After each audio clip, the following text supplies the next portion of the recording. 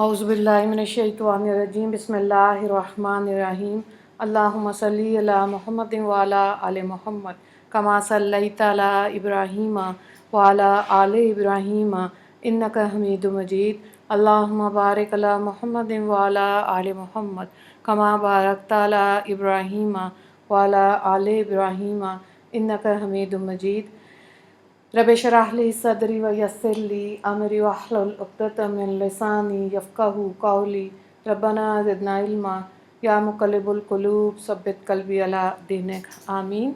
Today we'll start Surah Ra'd. This is a Makki surah having 43 verses in it. Inshallah we will complete the surah in two parts. Let's start the first one. In the name of Allah, the Beneficent, the Most Merciful. Alif Lam Mim Ra.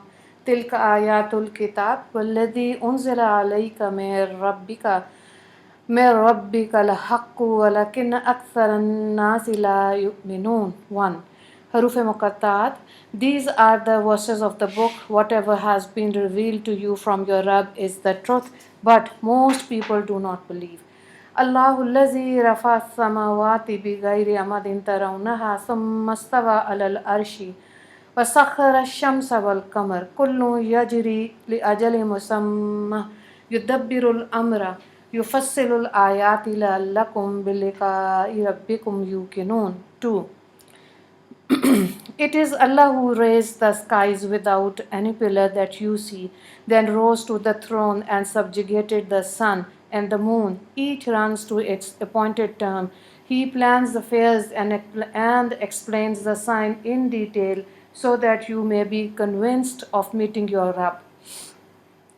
وَهُوَ الَّذِي مَدَّ الْأَرْضَ وَجَعَلَ فِيهَا رَوَاسِيَ وَأَنْهَارًا ومن كل الثمرات جعل فيها زوجين اثنين يغشي الليل النهار إن في ذلك لآيات لقوم يتفكرون. 3. It is He who spread the earth and placed mountains and rivers in it. He creates pears from every type of fruit and covers the day with the night. Indeed, there are signs in this for those people who ponder. وفي الأرض قطع متجاورات وجنات من أعناب وزرع ونخيل صنوان وغير صنوان يسقى بماء واحد ونفصل بعضها على بعض في الأكل إن في ذلك لآيات لقوم يعقلون. 4. On the earth there are neighboring tracts of land, orchards of grapes, plantation and date palms, some of which intermingle while others do not intermingle. All the irrigated by one water, and we accord distinction to one over the other. Really, in this are signs for those who understand. Allah begins Surah Ra'd by saying Alif Lam Mim Ra. These are the letters of Muqatta'at. These letters were discussed in the beginning of Surah Al-Baqarah. These are the verses of the book, the Quran. Whatever has been revealed to you from your Rabb is the truth. But most people do not believe. They do not believe because they do not reflect but insist on following the deviant ways of the forefathers. Their disbelief will not affect the veracity of the Quran in the least. It is Allah who raised the skies without any pillar that you see. They seem not to notice that the highly elevated skies are suspended without any visible supports, yet they do not collapse. Describing himself further, Allah says that after raising the skies, He then rose to the throne. The details of this are explained in the commentary of verse 54 of Surah Araf, and the number of the surah is 7 in the Quran. Allah also subjugated the sun and the moon. Each runs to its appointed term. All of these celestial bodies will exist in the manner that Allah ordained and up to the period stipulated by Him. Even the speed of their orbit is according to His decree.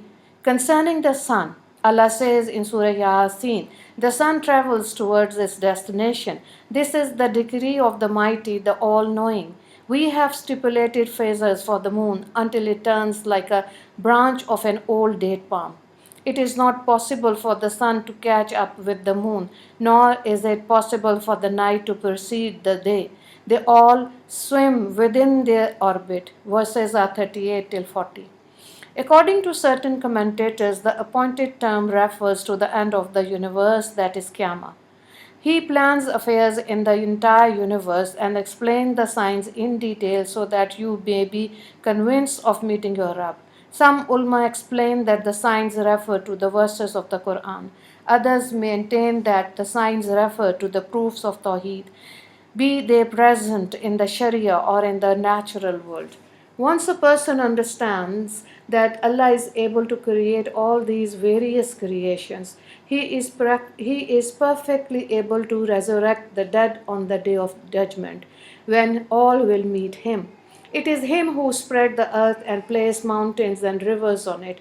Allah says in Surah Luqman that He has placed mountains on earth so that it does not shake with you. The rivers were placed on earth as one of the greatest bounties of Allah that have profound benefit for men. The spreading of the earth does not contradict the fact that the earth is spherical. Because of its vastness, the earth seems flat to man, thereby enabling him to travel on earth. Even an ant on an extremely large ball cannot be compared to a human upon the earth. He creates pear from every type of fruit. For example, there are the sweet and the sour, the large and the small, as well as various colors of the same fruit. Because of the fact that colors, textures, and taste have so many variants, certain commentators have mentioned that the word pears is not restricted to but two is just the beginning and covers the day with the night. The night follows the day and extinguishes its light. Indeed, there are signs in this for those people who ponder.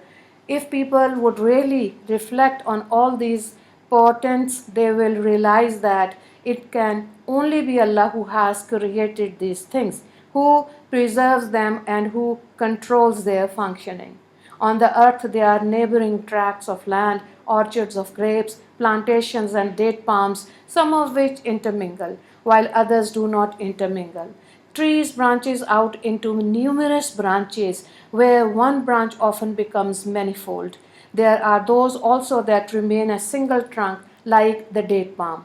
All are irrigated by one water, and we accord distinction to one and over the other.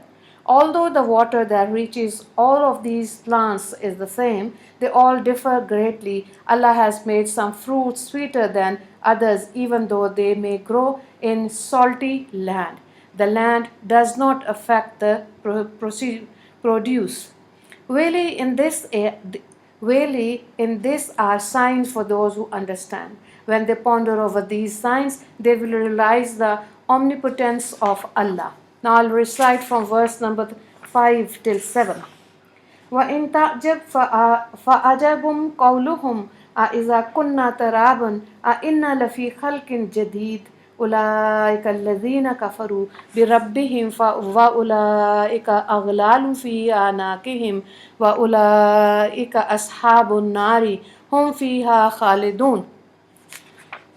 If you are astonished, then their statement is also astonishing, that when we become sand, will we be created anew? These are the ones who disbelieve in their Rabb.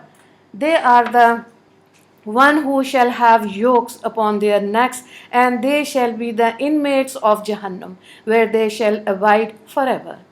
وَيَسْتَعْجِلُونَكَ بِالسَّيِّئَاتِ قَبْلَ الْحَسَنَةِ وَقَدْ خَلَتْ مِن قَبْلِهِمُ الْمَثُلَاتُ وَإِنَّ رَبَّكَ لَذُو مَغْفِرَةٍ لِلنَّاسِ عَلَى ظُلْمِهِمْ وَإِنَّ رَبَّكَ لَشَدِيدُ الْعِقَابِ. They seek to hasten the evil before the good, whereas the incidents of the punishment have passed before them. Indeed, your Rabb is forgiving towards his bondsmen despite their oppression. And indeed, your Rabb is severe in punishment. Now I will recite verse number 7.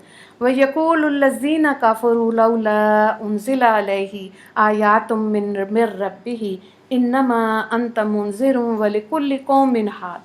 The disbelievers say, why is some sign not revealed to him from his Rabb? You are but a warner, and every nation has a guide. Allah addressed Rasulullah sallallahu alaihi wasallam saying that if you are astonished at them, then their statement is also astonishing that they say, when we become sand, will we be created anew? It is indeed astonishing that people who have witnessed that Allah has created them and their forefathers when they were once lifeless can find it difficult to believe that Allah will resurrect these bodies. These are the ones who disbelieve in their Rabb. As a result of this behavior in this world, they will be punished in the hereafter. Their punishment will be that they are the ones who shall have yoke upon their necks, and they shall be inmates of Jahannam, where they shall abide forever. They seek to hasten the evil before the good. They mockingly request that Allah's punishment be brought to them instead of begging Allah's forgiveness. They fail to realize that once the punishment comes, no one shall be saved from it. Allah says in verse 8 of Surah Hud, indeed, if we have to postpone the punishment from them for a while, for a little while, they will certainly say, what holds it back? Behold, the day when it will afflict them. It will not be averted from them, and their mockery will engulf them. Allah continues to say that they demand punishment, whereas the incident of punishment have passed before them. This clearly demonstrates their foolishness. Indeed, your Rabb is forgiving towards the bondsmen despite their oppression. Sometimes Allah forgives them because of their good deeds, and sometimes by afflicting them with difficulties associated with wealth and children. However, it should be borne in mind that indeed your Rabb is severe in punishment. Therefore, people should never allow themselves to be fooled by Allah's benevolence, thereby falling into more sin. Allah can still punish them if He wills. The disbelievers say, why is some sign not revealed to him from his Rabb? Because of their obstinacy, the kuffar made various excuses to falsify Rasulullah sallallahu alaihi wasallam claim to apostleship. They said that they would accept him as Nabi only when he performed the miracles that they demanded. In reality, various other signs and proofs attest to his Nabihood without the need for miracles. Even when miracles were shown to them, they still refused to believe. This proved that they were insincere in their requests. Allah tells Rasulullah sallallahu alaihi wasallam, "You are but a warner." The task of the Nabi was merely to warn the people about the evil consequences of their evil and to propagate the deen. He could not force them to believe. Allah reserves that right to show miracles to the people when He willed, not when they wanted them. And every nation has a guide. Every nation received a messenger. They also experienced rejection by the people. Allah consoles Rasulullah sallallahu alaihi wasallam in this verse by informing him that all the other Anbiya alayhi salam experienced the same treatment. Allah says in Surah Ahqaf, exercise patience, like how to resolve once amongst the messenger exercise patience, and do not be hasty regarding them. Verse number 35. Allah says that every nation received a guide. He did not say that every nation had a Nabi.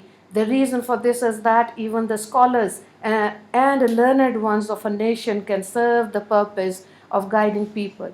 According to the teachings of the Nabi, if no Nabi reached any portion of the world, it will not be contradictory to this verse.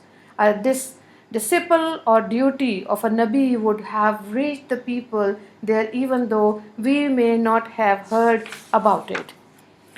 When a person is not proven to have been a Nabi, it will be incorrect to ascribe Nabihood to him merely on the basis that he was a leader to a nation, and because Allah says every nation has a guide.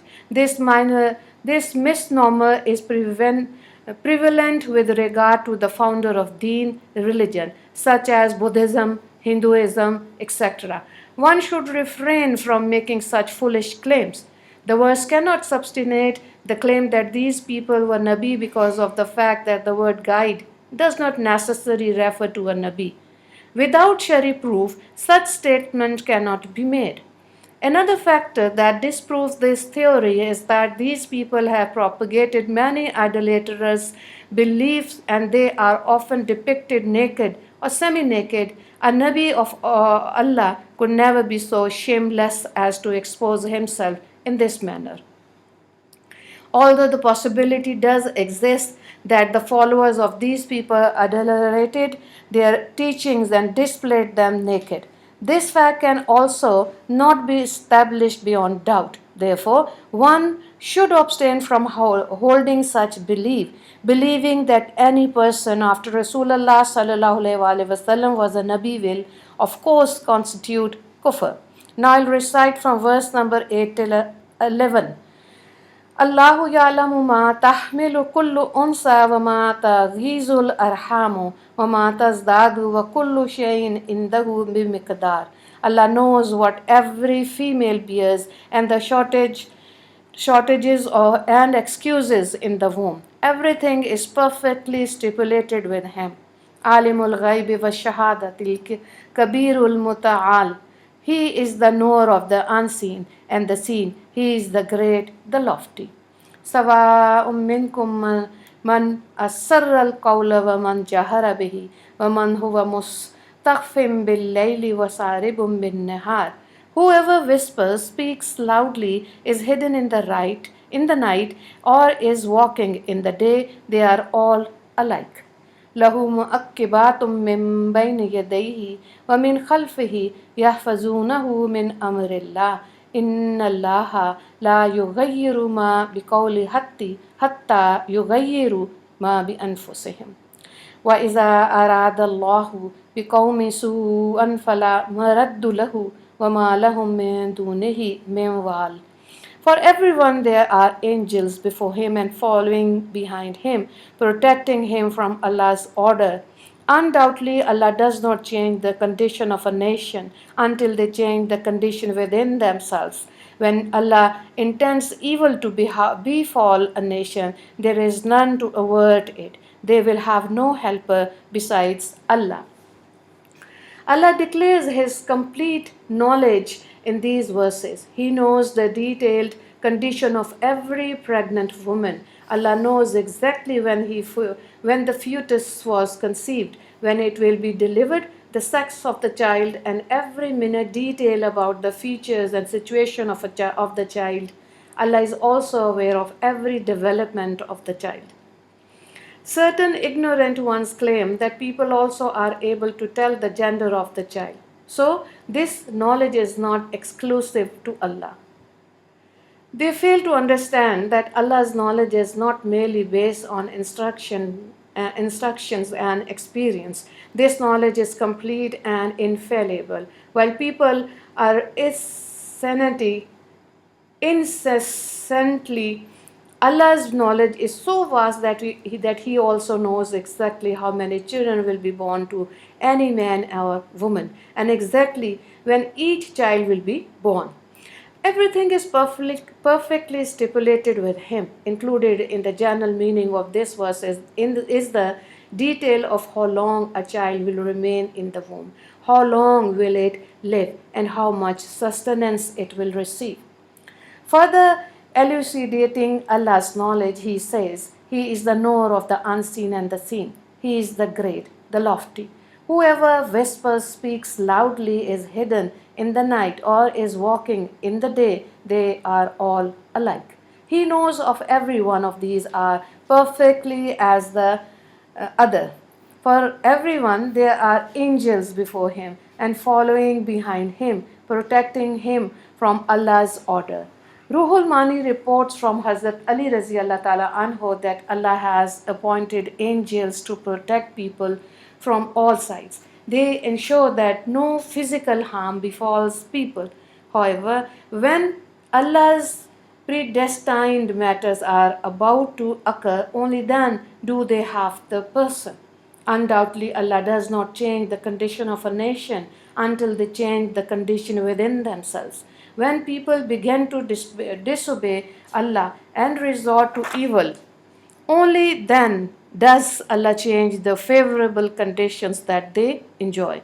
When this situation prevails, the protecting angels also leave them and they are exposed to Allah's punishment. A similar scenario is explained with an example of a particular town in Surah Nahl, verse number 112.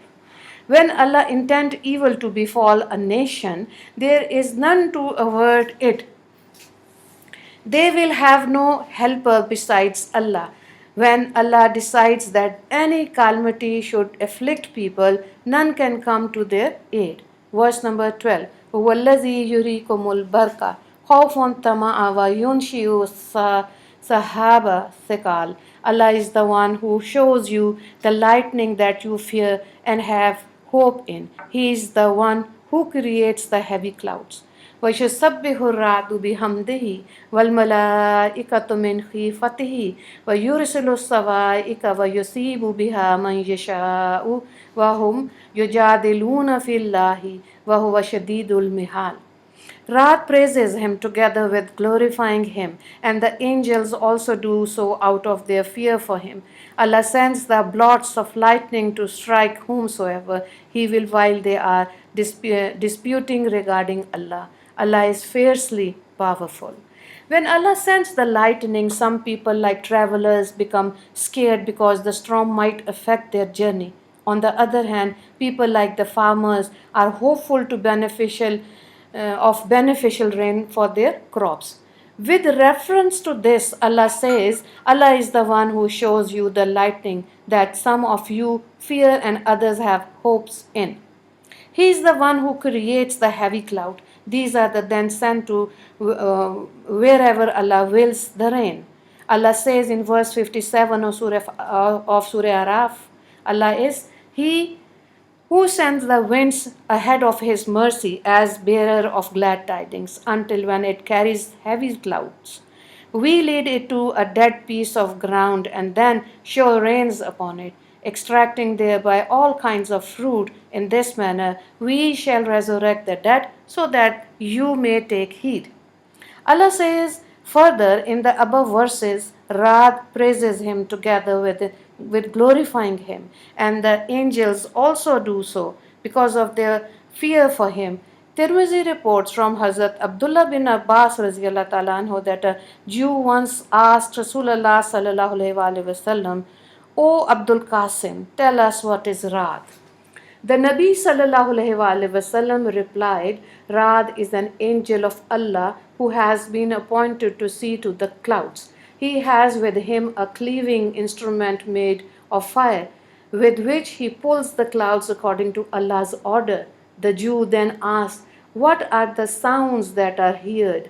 Rasulullah sallallahu alaihi wasallam replied that they were the sounds of the clouds being rebuked by wrath, while He leads them to their destination. Allah sends the blot of lightning to strike whomsoever He wills while they are disputing regarding Allah. Allah is fiercely powerful. Hazrat Ans radiallahu ta'ala reports that Rasulullah sallallahu alayhi wasallam once sent one of the Sahaba radiallahu ta'ala anhum to convey the message of Islam to one of the leaders during the period of ignorance. The person retorted, "What is this, Allah? What is this, Allah, that you call me to? Is he made of iron, copper, silver, or gold?" The Sahabi radiallahu ta'ala anhu returns to Rasulullah sallallahu alaihi wasallam with the news of this person's insolence. The Nabi sallallahu alaihi wasallam again sent someone to him, but he behaved in the same manner. When the Sahabi radiallahu ta'ala anhu returned to Rasulullah sallallahu alaihi wasallam the second time, he began send the message a third time. When the Sahabi radiallahu ta'ala anhu returned the third time with the same reply, Rasulullah sallallahu alaihi wasallam said that Allah has sent a bolt of lightning to incinerate the person. The above verse was then revealed. According to another narration, a bolt of lightning struck him when he was arguing with the Sahabi Raziyallahu Ta'ala anhu. Upon the third occasion, the bolt decapitated decapitated him. Uh, okay, now verse number 14, 15, and 16. له دعوة الحق والذين يدعون من دونه لا يستجيبون لهم بشيء إلا كباسط كفيه إلى الماء ليبلغ فأو وما هو ببالغه وما دعاء الكافرين إلا في ضلال. The true call is only for him. Those who call to others besides him, they do not respond to their pleas at all, except like the person who stretches out his hands towards water so that it may reach his mouth, whereas it will never reach. The call of the disbelievers is wasted. وَلِلَّهِ يَسْجُدُ مَا فِي السَّمَاوَاتِ وَالْأَرْضِ طَوْعًا وَكَرْهًا وَظِلَالُهُمْ بِالْغُدُوِّ وَالْآثَالِ. To Allah does all within the heavens and the earth prostrate willingly or under duress, as well as their shadows by morning and evening. Verse number 16. Kul mar rabbus samawati wal ard. Kulillahu kul fattakhastum min dunihi awliya'a la yamlikuna li anfusihim naf'an wala zar'a. Kul hal yastawi al-ama wal basir am hal tastawi al-zulumatu wan nur am ja'alu lillahi shuraka'a khalaqu ka khalqihi fatashabahal khalqu alayhim kulillahu khaliqu kulli shay'in wa huwal wahidul kahar. This is a long verse. Translation. Say, who is the Rabb of the heavens and the earth? Say, Allah. Say, do you then take allies besides Allah who have no ability to help nor harm themselves? Say, is he who sees equal to the blind, or is a multitude of darkness equal to light? Or do they ascribe such partners to Allah who create like He creates, thereby causing the creation to be like to them? Say, Allah is the creator of everything and He is the one, the omnipotent. Allah begins by saying the true call is only for Him, that is, only Allah can be supplicated to, for only He is able to respond to the plea of people. Those who call to others beside him, they do not respond to their pleas at all. Their false gods have no ability to do anything for themselves, so how can they help others? Allah then cites the example of the dua of these people. He says that it is like the person who only stretches out his hands towards water so that it may reach his mouth, whereas it will never reach. Similarly, the call of the disbeliever is wasted. The water has no ability to reach his mouth on its own, and he will therefore never attain his objective.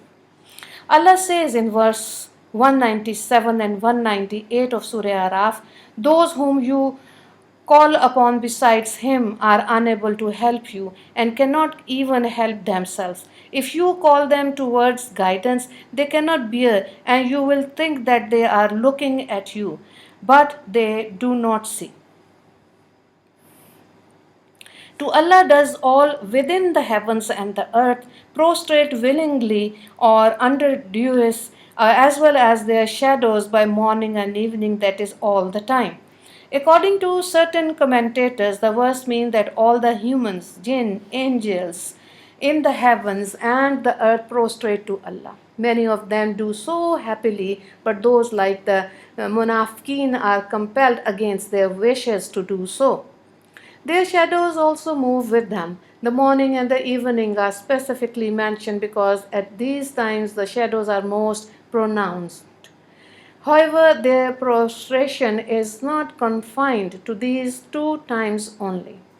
According to other commentators, the verse does not refer to literal prostration, rather, it refers to submission and yielding to Allah. All of these creation are subservient to Allah's decree. Of them are those who worship Allah willingly, as well as those who do not reluctantly. Even the shadows of all of them are subservient to Allah's will. Allah says in Surah Furqan, do you not see how your Rabb spread this shadow? If He willed, He could have made it stationary. We then appointed the sun as a sign to it, and then we gradually withdraw it towards ourselves. Verses 45 and 46. Willingly or under duress, similarly, to this verse, Allah says in Surah Al Imran, verse number 83, do they seek a deen, religion beside the religion of Allah when unto Him submit all within the heavens and the earth, willingly or unwillingly, and unto Him shall they all be returned?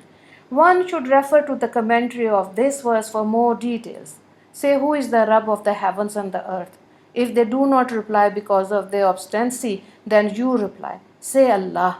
Then rebuke them by saying, say, do you then take allies besides Allah who have no ability to help nor harm themselves? If this be their condition, how can help be expected from them? Say, is he who sees equal to the blind? The mushrik and the mu'mineen can never be the same, just as the blind cannot be compared to a person who has sight. Or is a multitude of darkness equal to light? These multitudes of darkness refer to all types of kufr, while the single light refer to the light of iman in tawheed.